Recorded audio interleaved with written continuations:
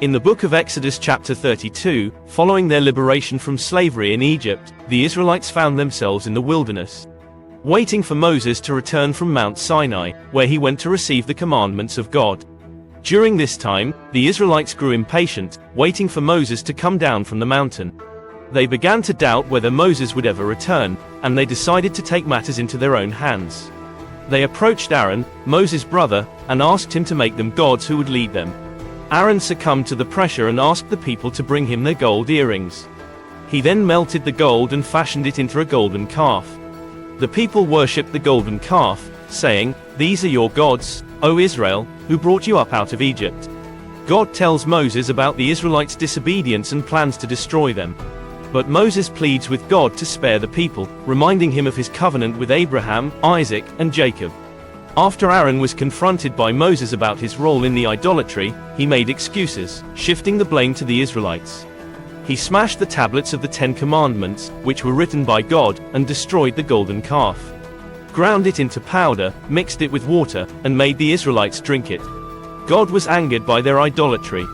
As a punishment, God sent a plague among the people, causing many to die.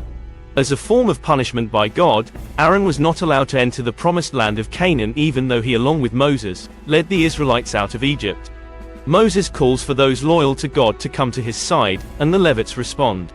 Moses ordered the Levites to eliminate their fellow Israelites who worshipped the golden calf, and about 3,000 people were eliminated. Moses pleaded with God to forgive the remaining people, and God agreed. He then ascended Mount Sinai to receive the tablets containing the 10 Commandments. This act of creating and worshipping a golden calf was a direct violation of the first and second commandments, which state, "You shall have no other gods before me," and "You shall not make for yourself an idol or worship any other god."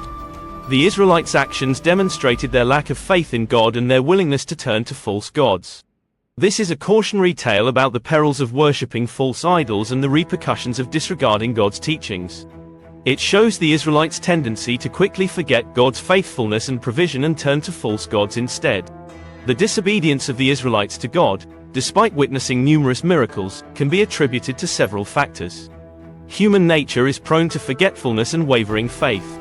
Even after witnessing miraculous events, people can still struggle to fully trust and obey God's commands. The Israelites faced challenges and temptations throughout their journey.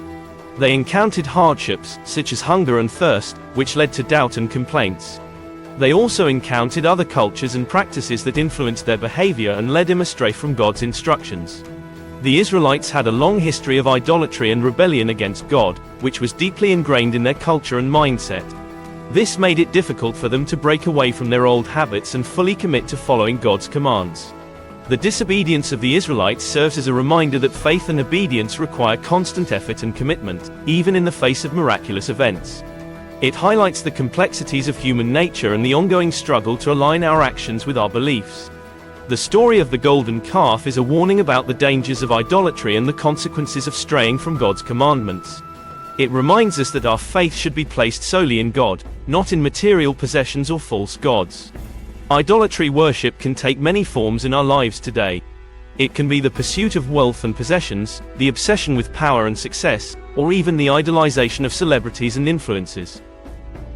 Aaron, as the second in command, had a responsibility to guide the people and keep them faithful to God. However, he failed in his duty and gave in to the demands of the people. This reminds us of the need for strong and principled leaders who will not compromise their values for the sake of popularity or convenience. It serves as a reminder to examine our own lives and ensure that our priorities are aligned with God's will.